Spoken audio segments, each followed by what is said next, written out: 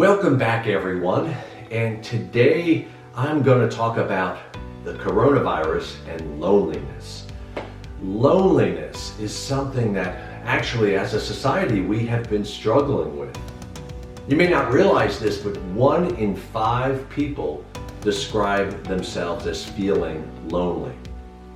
And it's something that's been going on for several years now. It is on the rise. And loneliness is something that can have a physical and detrimental effect on people's lives.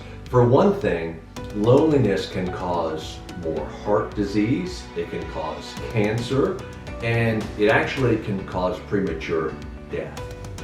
It affects our quality of life. Loneliness is pretty significant in our society today. Even with all the social media and the connections that we have, people are still reporting feeling lonely and being lonely. In fact, you could be in a marriage or in an intimate relationship and still feel lonely. Now, chronic loneliness leads to depression. So it's a real problem. It's especially a problem today with our social distancing and our quarantine and isolation. Loneliness is exploding. And I want to talk with you today about how to combat loneliness. Now, loneliness is something I've been talking about for many years. And the reason it's so important is because when you get to feeling lonely, it is such a damaging situation where you do find yourself harboring negative emotions. And the negative emotions might be resentment, it might be hurt, it might be depression, and it certainly can feel overwhelming and consuming. So isolation, even though it's recommended right now as we're going through this coronavirus, isolation can be a real problem for our physical and our psychological well-being. So I have 5 solutions that I want to offer you to combat loneliness. Number 1 is find an activity to connect with people. An activity could be exercise, joining a gym, it could be joining a church, it could be getting involved in an organization or a club, but a common bond that you might have or you might find in a group in your community that you can connect with. Maybe it's a runner's group, maybe it's a bowling league, but some way of connecting with others.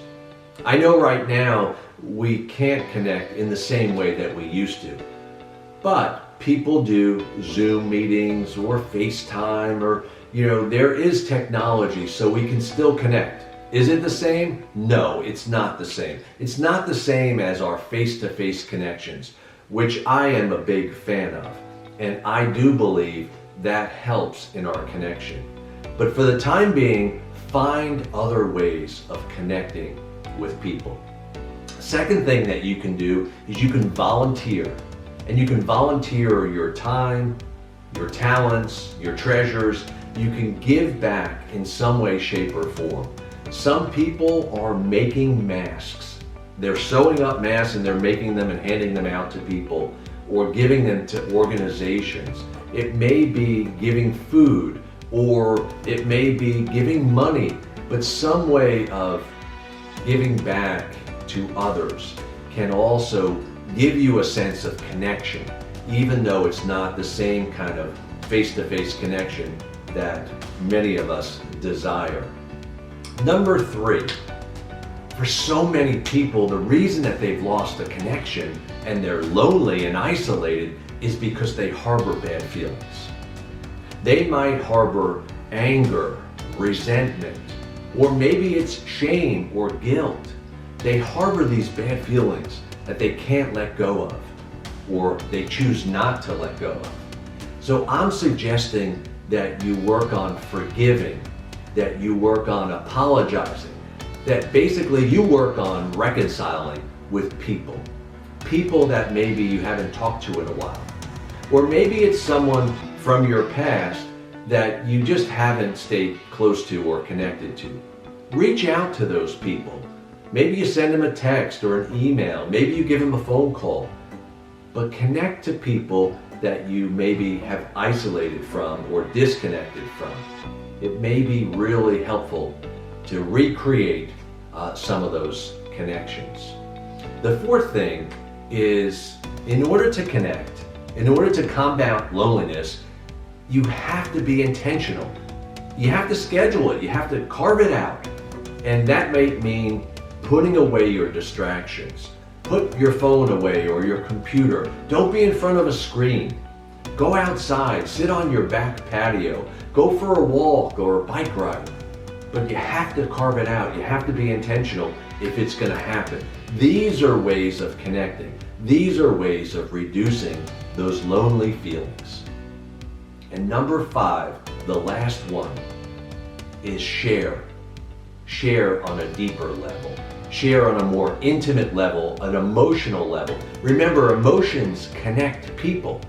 So if you can share, whether it's anxiety that you're feeling or sadness, maybe you're feeling hurt, maybe you have a lot of fear in relation to what's happening, in relation to our physical health or our economic health. Talk about that, because when you share emotions, you deepen your connections with people. So those are 5 things that I hope you will incorporate. I hope you will take advantage of and start to use as you move forward. Now, many of the things I've said before as it relates to helping your marriage, helping your family, or helping yourself, I hope those suggestions and those solutions have been ones that you have been able to implement. Write in and let me know. I am curious as to which of those have been helpful to you, so that other people can know that and have hope through you and through some of your comments. Thanks for watching, and take care, be safe, and be well. Dr. Tony Ferretti.